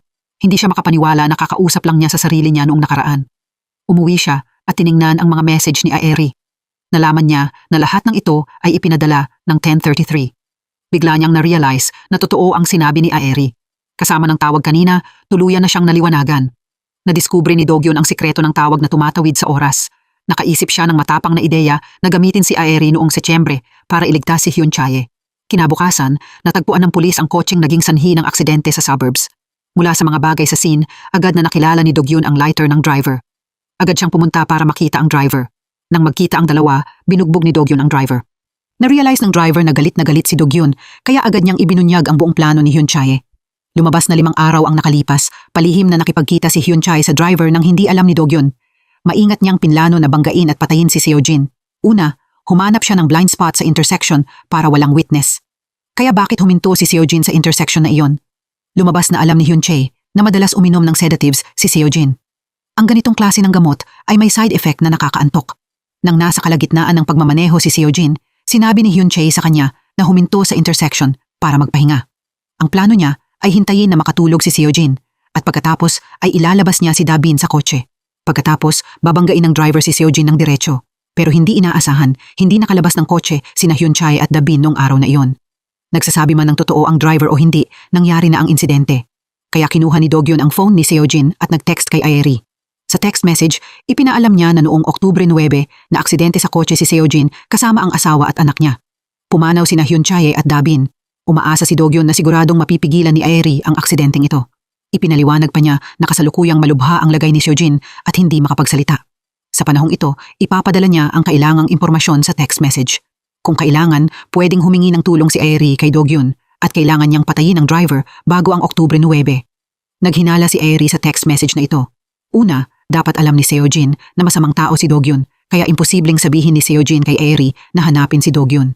Pangalawa, alam din ni Seo-jin na hindi kayang pumunta ni Aeri at pumatay ng tao. Mula noon, nakumpirma ni Aeri na ang taong nagpadala ng message ay siguradong hindi si Seo-jin. Noong gabi ring iyon, direktang tinawagan ni Aeri si Do-gyun para i-booking si Do-gyun. Natakot siya rito at binaba niya ang tawag. Pagkatapos, agad niyang binura ang text message history. Kinabukasan ng umaga, pumunta si Do-gyun sa hospital room ni Seo-jin. Yumuko si Do-gyun at sinabi na kung wala namang balak mamatay si Seo-jin, dapat gumising na ito agad. Kapag nagising lang si Seo-jin, maililigtas si Hyun-chae. Pagkasabi noon, balak nang umalis ni Do-gyun. Hindi inaasahan, hinawakan siya ni Seo-jin. Nakita ito ng nurse at mabilis na tinawag ang doktor. Samantala, natatakot si Do-gyun na mabuko. Kaya palihim niyang ibinalik ang phone sa dating pwesto nito. Kasabay nito, nadiskubre ng pulis na sa katawan ni Seo-jin, ng asawa niya at ng anak niya, may sleeping pills. Ang gamot na ito ay kapareho ng sedative na ginagamit ni Seo-jin. Ang mas kakaiba pa, ipinakita ng analysis ng black box ng kotse na bago bumangga ang kotse, hindi tinapakan ni Seo-jin ang brake, kundi tinapakan niya ang gas. Mula noon, naghinala ang pulis na isa itong aksidenteng sadyang ginawa ni Seo-jin. Ang walang katuturang hinalang ito ay ginawang suspek si Seo-jin mula sa pagiging biktima. Naglagay din ang pulis ng mga bantay sa tabi niya araw at gabi. Dahil dito, nalimitahan ang kalayaan niya. Napilitan si Seo-jin na gumising, pero kailangan pa rin niyang magpanggap na koma. Pero hindi inaasahan, palihim siyang binigyan ng isang nurse ng piraso ng papel at nilayo nito ang mga bantay. Kaya gumapang si Seo-jin nang paunti-unti papunta sa parking lot. Lumabas na plano pala ito lahat ni Do-gyun. Sa ganoong paraan, matagumpay na nakatakas si Seojin. Nang bumalik siya sa apartment, biglang nawala ang alaala ni Seojin. Hindi na niya maalala ang kahit ano tungkol sa tawag na tumatawid sa oras. Pero nag-aalala si Dogyun dahil hindi nakinig sa kanya si Aeri noong Setyembre. Si Seojin lang ang makakakumbinsi sa kanya na tumulong para mapigilan ang aksidente. Para kumbinsihin si Seojin na maniwala sa tawag na tumatawid sa oras, sinabi ni Dogyun sa kanya ang lahat ng impormasyong alam niya. Kahit naghihinala pa rin si Seojin, tinawagan pa rin niya si Aeri para sabihin sa kanya na maaaksidente siya at ang salarin ay ang driver. Kailangang humanap si Aeri ng paraan para mapigilan ang aksidente bago ang Oktubre 9. Kinabukasan, pinapunta ni Dogyun ang driver sa labas. Sinuntok siya ni Seojin. Pagkatapos, binuhat ni Seojin ang driver sa leeg. Sa oras na ito, na-realize ng driver na talagang gusto siyang patayin ni Seojin. Kaya umamin siya na lahat ng ito ay utos ni Chairman Seo-il. Kaya sa wakas, nabunyag na ang final boss. Lumabas na aksidenteng nadiskubre ni Hyun Chae na hinahanap ni Chairman Seo-il ang nanay ni Aeri. Alam din ni Hyun Chae na sinabi ni Chairman Seo-il sa driver na i-transfer dito ang 100 milyong won. Kaya sigurado si Hyun Chae na alam ng nanay ni Aeri ang kahinaan ni Chairman Seo-il. Nagpanggap si Hyun Chae na may ebidensya siya para i-blackmail ito. Hindi inaasahan, malupit na inutusan ni Chairman Seo-il ang driver na asikasuhin si Hyun Chae. Kaya sinunod ng driver ang plano ni Hyun Chae para saktan si Seojin. Binangga niya ang kotse nila bago pa makalabas sina Hyun Chae at Dabin. Pagkatapos, tinurukan niya silang tatlo ng anesthetic. Tinanong ni Seojin ang driver kung anong sikreto ang hawak ng nanay ni Aeri. Ang alam lang ng driver ay isa itong recording. Nang malaman ni Seojin ang katotohanan, tuluyan nang nagbago ang trato niya kay Dogyun. Lumabas na naalala na ni Seojin ang lahat 3 araw ang nakalipas. Nagpanggap lang siyang may amnesia para makakuha ng impormasyon mula kay Dogyun. Doon lang niya mahahanap ang driver. Noong Setyembre, biglang nakatanggap si Aeri ng balita na nawalan ng malay ang nanay niya at kailangang maospital. Nagmamadaling pumunta si Aeri sa ospital para bisitahin ang nanay niya. Pero nang iprint niya ang medical records para sa nanay niya, nadiskubre niyang may kumuha na ng records kahapon. Agad na pumunta si Aeri sa monitoring room para tingnan at nadiskubre niyang ang driver ang kumuha ng records. Ang mas nakakagulat pa, nang tingnan ni Aeri ang kinaroroonan ng driver, nakita niyang lumitaw si Chairman Seo-il sa video. Biglang naalala ni Aeri ang mga alaala niya noon. Hindi kailanman binanggit ng nanay niya ang tungkol sa pagkamatay ng tatay niya. Pinagbawalan siya ng nanay niya na makipag-ugnayan sa kahit sino na may kaugnayan sa Yujong Construction Company. Ngayon lang na-realize ni Aeri. Lumabas na ang taong iniiwasan ng nanay niya ay si Chairman Seo-il. Kaya pumunta si Seojin sa bahay ni Aeri noong Oktubre para hanapin ang recording file. Pero hindi inaasahan, may inilabas na katawan ang pulis at ang katawang iyon ay si Aeri. Sinabi ni Aeri sa nanay niya na mamamatay siya next month pero talagang hindi ito pinaniwalaan ng nanay niya. Pero makalipas ang 1 buwan, nakita mismo ng nanay niya ang katawan niya. Sa 10:33, nakakonekta ang tawag na tumatawid sa oras. Ipinaalam ni Seojin kay Aeri na papatayin siya sa Oktubre 20. Matapos marinig ni Aeri ang balita, sobrang nalito siya. Ilang beses nang nakatakas si Aeri sa kamatayan. Hindi niya alam kung kailan ito matatapos. Nang kumalma si Aeri, na-realize niya na nagsimula ang lahat kay Chairman Seo-il. Basta makuha ni Aeri ang mga dokumento mula sa nanay niya, mapapabagsak niya si Chairman Seo-il. Pero dahil takot ang nanay ni Aeri sa kapangyarihan ni Chairman Seo-il, determinado siyang huwag sabihin kung saan nakatago ang mga dokumento. Sinabi sa kanya ni Aeri na kung may magtanong tungkol sa documents makalipas ang 1 buwan, dapat sabihin niya ang lahat ng alam niya. Sa tulong ni Jeon-wook, nahanap ni Seojin noong Oktubre ang nanay ni Aeri. Nang magkita sila, diretsahan niyang sinabi na nangongolekta siya ng ebidensya ng mga krimen ni Chairman Seo-il, kaya kailangan niya ang audio file mula sa kanya. Pero kakawala lang ng anak ng nanay ni Aeri, kaya sobrang wasak ang puso niya. Wala siya sa mood na pakialaman ito, nanatili siyang tahimik. Nang makita iyon, sinabi ni Seojin sa kanya na maiintindihan niya ang lahat sa loob ng 1 minuto. Noong 10:33 ng gabi, nakakonekta ang tawag na tumatawid sa oras. Narinig ulit ng nanay ni Aeri ang boses ni Aeri. Agad na bumagsak ang mga depensa sa puso niya. Sinabi sa kanya ni Aeri noong Setyembre na kailangan niyang pagkatiwalaan si Seojin dahil kapag napabagsak lang si Chairman Seo-il, mababago ang kapalaran ni Aeri. Dahil natatakot ang nanay ni Aeri na hindi ligtas ang ebidensyang hawak niya 2 buwan ang nakalipas, pumunta siya kay Jinho. Ibinigay niya rito ang lahat ng ebidensyang hawak niya. Kinabukasan ng umaga, sinamahan ng nanay ni Aeri si Seojin papunta sa bahay ni Jinho pero magulo ang bahay. Sa oras na ito, biglang na-realize ni Seojin na may ipinadala sa kanya si Jinho na report mula Setyembre. Isang report tungkol sa sanhi ng pagbagsak ng project maraming taon na ang nakalipas. Dahil nag-aalala si Seojin na baka nasa panganib si Jinho, tinawagan ni Seojin siya at sinabihang tumakas sa lalong madaling panahon. Pero noong oras na yon, paper documents lang ang natanggap ni Seojin, walang audio file. Kalaunan, sinabi ng nanay ni Aeri ang totoo. Lumabas na 19 na taon ang nakalipas. Matapos gumuho ang construction site, Nakipagkita ang tatay ni Seojin sa nanay ni Aeri at sinabi na si Chairman Seo-il ang pangunahing may pananagutan sa kasong ito. Ang audio file ang pinakaimportanteng ebidensyang nakolekta niya. Sinabi rin ng tatay ni Seojin na bago mabunyag ang katotohanan, talagang hindi siya gagawa ng katangahan. Doon lang na-realize ni Seojin na maraming nakatagong sikreto sa pagkamatay ng tatay niya. Tama nga, noong Setyembre, na-realize din ni Seojin na may problema ang pagkamatay ng tatay niya. Kaya sa tulong ni Police Officer Ho Young, nahanap ni Seojin ang lumang case file. Nadiskubre ni Seojin na nag-iwan ng killer ng hindi kumpletong fingerprint sa scene. Dahil limitado ang technology noong panahong iyon, hindi matukoy ng pulis ang killer. Pero ngayon, may kakayahan na ang pulis sa technology. Kaya muli nila itong ini-examine. Mula roon, nadiskubre ng pulis ang tunay na dahilan ng pagkamatay ng tatay ni Seojin. Lumabas na maraming taon ang nakalipas bago i-report ng tatay ni Seojin ang mga krimen ni Chairman Seo-il, nakipagkita siya sa taong namamahala sa investigasyon ng construction collapse. Hindi inaasahan, matapos magkita ang dalawa, agad na itinulak ng taong ito ang tatay ni Seojin pababa ng hagdan. Ang taong iyon ay ang kasalukuyang police officer na si Ju Yang. Dahil sobrang tagal na nang mangyari ang kaso, kahit may fingerprint evidence, mahirap pa ring maparusahan si Ju Yang. Sa sandaling ito, biglang naalala ni Seojin na nakita niya si Ju Yang sa office ni Chairman Seo-il. Kaya ang totoong killer na pumatay sa tatay ni Seojin ay malamang si Chairman Seo-il. Sa wakas, natauhan ng Seojin noong Setyembre. Biglang nakipagkita si Seojin kay Aeri nang makita niya ang lumang relo sa kamay nito. Nagulat siya nang makita na tumigil ang oras sa 10:33. Sa oras na ito, nakakonekta ang tawag na tumatawid sa oras. Tinawagan ng Seojin noong Oktubre ang sarili niya noong Setyembre at sinabi na Oktubre 23 na ngayon. Kung hindi mapipigilan ni Seojin ang aksidente bago ang Oktubre 9, parehong mamamatay ang asawa at anak niya. Ang sala rin sa dalawang kaso ay ang driver. Basta mapabagsak ni Seojin ang mastermind na si Chairman Seo-il, mababago ang kasaysayan. Pagkatapos ng tawag, tiningnan ng Seojin noong Setyembre ang relong ibinigay sa kanya ni Aeri.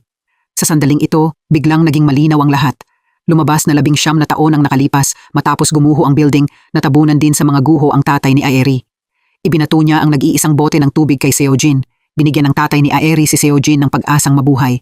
Habang buhay na tumigil ang mga kamay ng relo, sa sandaling pumanaw ang tatay ni Aeri. Iyon din ang nakatakdang sandali ng kapalaran. 10:33. Ang relong ito rin ang nagkonekta kay Aeri at Seojin. Pagkatapos noon, gumawa ng plano sina Seojin at Aeri. Nakahanap sila ng kwarto na may surveillance camera. Nagpanggap si Aeri na hawak niya ang documents ng nanay niya para akitin ng driver na makipag-negotiate. Si Jeon-wook ang magbibigay ng cover sa labas. Mananatili si Seojin sa police station. Kapag nakakolekta na sila ng 10 piraso ng ebidensya ng krimen ng driver, makikipagtulungan sila sa pulis para arestuhin siya. Pero masyado pa rin silang walang experience. Hindi kailanman kumikilos ang driver ayon sa inaasahan nila. Nagdala siya ng mga tao para kidnapin si Aeri. Pagkatapos, dinala niya siya sa isang sikretong lokasyon. Nang makaharap ni Aeri si Chairman Seo-il, ilang salita pa lang ay nadiskubre na nito ang pakana niya. Matapos malaman ni Chairman Seo-il na walang hawak na documents si Aeri, inutusan niya ang driver na humanap ng lugar para asikasuhin siya. Nang makita ito, agad na sumugod si Jeon-wook para pigilan siya pero ilang beses lang siyang natamaan bago siya nawalan ng malay. Mabilis na tinali ng driver si Aeri at nagmaneho palayo. Pagdating ni Seojin kasama ang police team sa scene, nakuha na nila si Aeri. Sa oras na ito, biglang nakatanggap ng tawag mula kay Jinho, ang nanay ni Aeri, noong Oktubre. Para masigurado ang safety, pinapunta niya ito sa hotel sa gabi, dala ang documents. Pagkatapos, agad na ipinaalam ni Jinho kay Seojin na kunin ang documents. Pero hindi inaasahan, masyadong matalino si Dokyun at nahanap niya si Seojin. Sinundan niya ang kaibigan ni Aeri na si Sujung. Pagkatapos, nadiskubre ni Dokyun ang tirahan ng nanay ni Aeri. Sa oras na ito, nakita niyang dumating si Seojin. Nang umakyat si Seojin, agad na tumawag ng pulis si Dokyun. Sa sandaling ito, biglang bumukas ang pinto ng hospital room ng nanay ni Aeri. Nang lumingon siya, isang lalaking nakaitim ang sumugod sa loob at inatake siya. Sumugod si Seojin papunta roon pero walang laman ang kwarto. Nang makita ni Seojin ang dugo sa sahig, bigla niyang naalala ang lalaking nakaitim, nakakasalubong lang niya paglabas niya ng elevator. Agad siyang hinabol ni Seojin. Doon lang na-realize ni Seojin na huminto ang elevator sa top floor. Dumating si Seojin sa tamang oras at agad na nag-away ang dalawa. Pero sugatan si Seojin kaya hindi nagtagal ay natumba siya. Sa sandaling ito, tumunog ang police siren. Nakita ito ng lalaking nakaitim at kinailangan niyang iwan ang plano niya at magmadaling umalis. Mabilis ding dumating ang pulis sa rooftop. Kahit na iligtas ni Seojin ang nanay ni Aeri, inaresto pa rin siya dahil pinaghihinalaan siyang pumatay. Bumalik ang oras sa Setyembre at ginamit ng pulis ang kamera para hanapin ang kotse ng driver na papunta sa isang highway intersection. Pero biglang nawala ang kotse sa gitna ng kalsada. Siguro pumasok ito sa daan na walang surveillance cameras. Sa sandaling ito, biglang naalala ni Seojin na sinabi ni Aeri na noong Oktubre 9, magdudulot ng aksidente ang driver sa intersection na walang cameras. Pinatunayan nito na pinili na niya ng maaga ang crime scene. Kaya binuksan ni Seojin ang phone niya para hanapin ang address na iyon. Samantala, binuhat ng driver si Aeri palabas ng kotse. Tinurukan niya si Aeri ng anesthetic at planong gamitin ang car accident para patayin siya. Pero hindi inaasahan, mabilis na dumating si Seojin. Nang makita ng driver na hindi maganda ang sitwasyon, mabilis siyang nagmaneho palayo. Malapit siyang hinabol ng pulis. Sa wakas, nahuli nila ang driver sa isang intersection. Pagkatapos, may kakaibang nangyari. Matapos mahuli ang driver, nagbago ang lahat sa likod.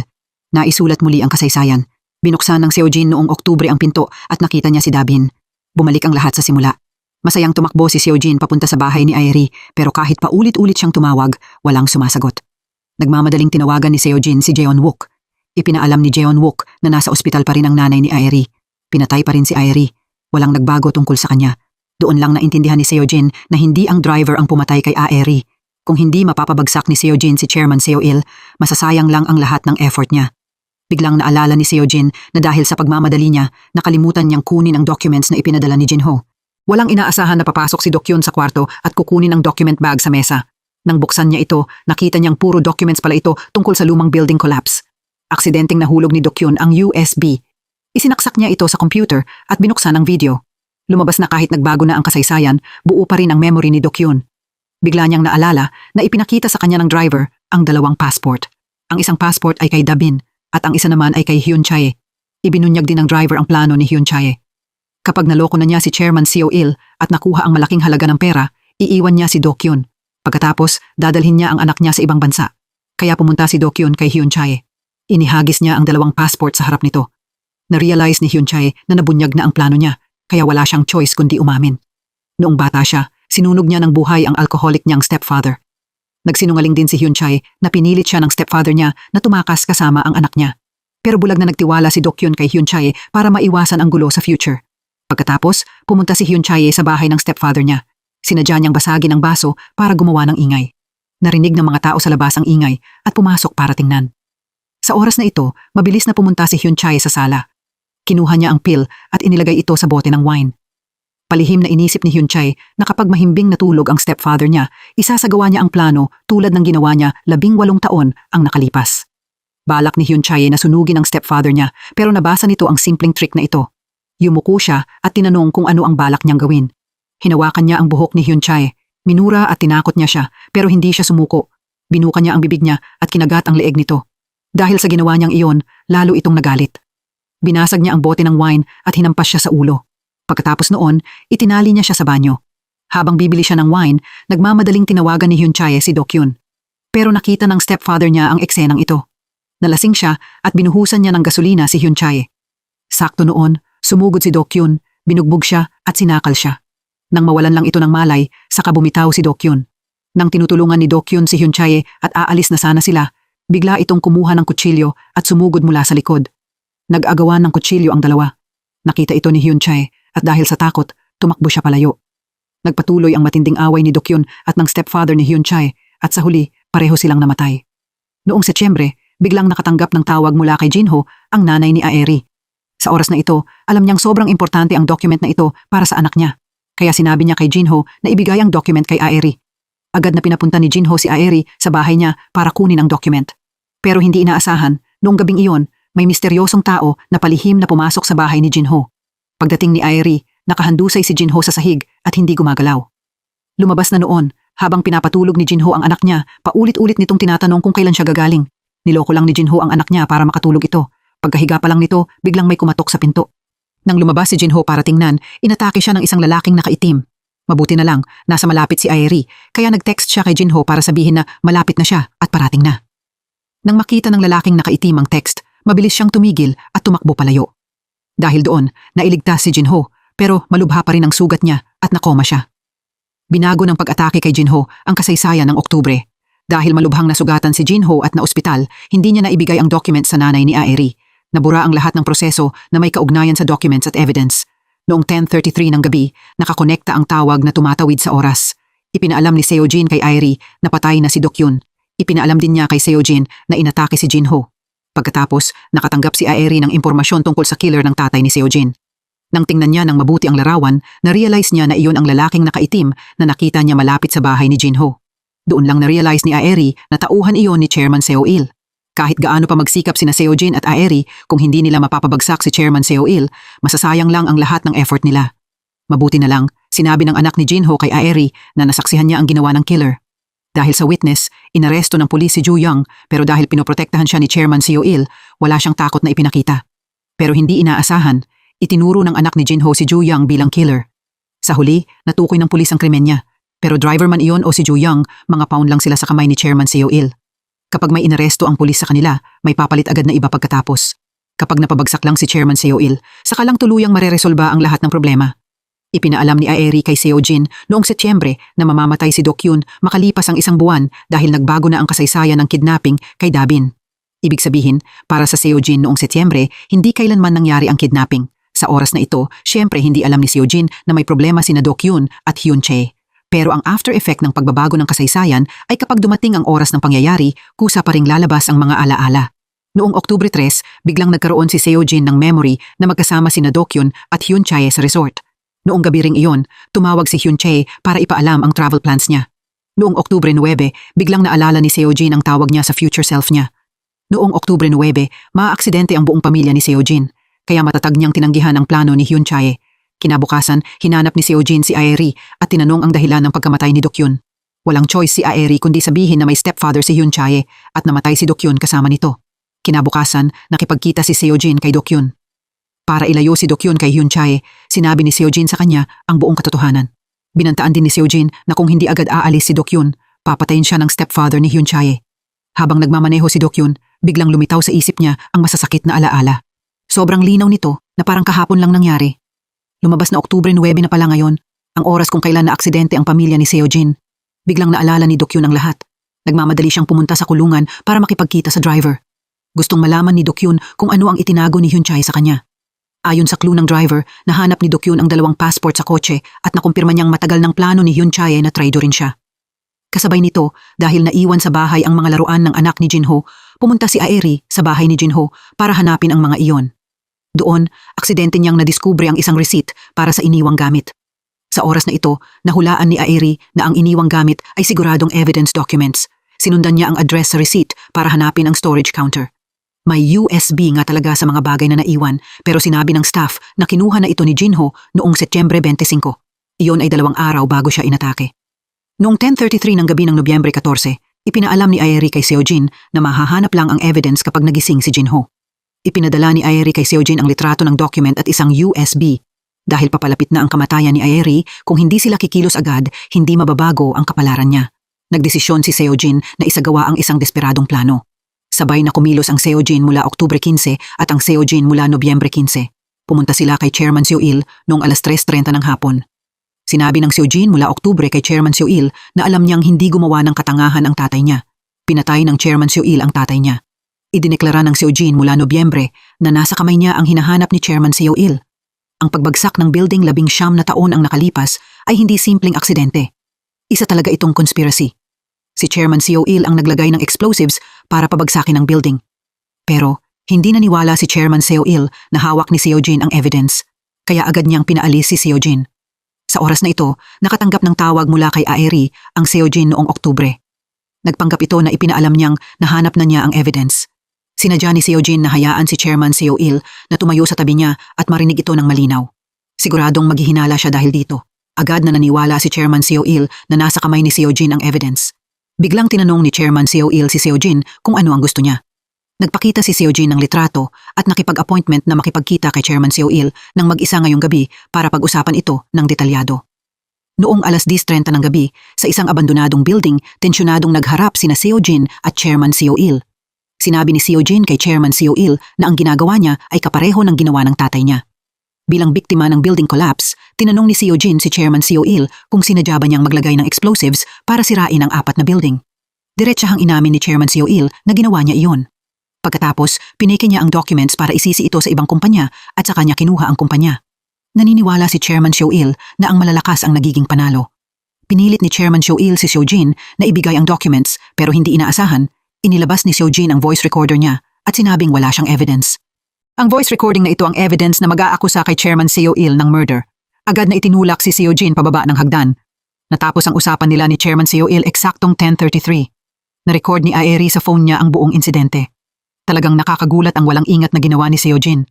Binuksan ni Seojin ang voice recording noong Oktubre para pakinggan ito ng mabuti. Balak niya itong dalhin sa police station bilang evidence para mapabagsak si Chairman Seo-il. Pero hindi pa nangyayari ang event kaya hindi ito paniniwalaan ng pulis. Napilitan sina Aeri at Seojin na gumawa ng bagong plano. Kahit alam ni Dokyun na pinagtaksilan siya ni Hyun Chae, sumugod pa rin siya sa bahay ng stepfather nito. Nag-away ang dalawa hanggang halos mamatay. Nahanap ni Seojin ang nanay ni Aeri noong Oktubre. Pumayag siyang tulungan silang hanapin ang evidence.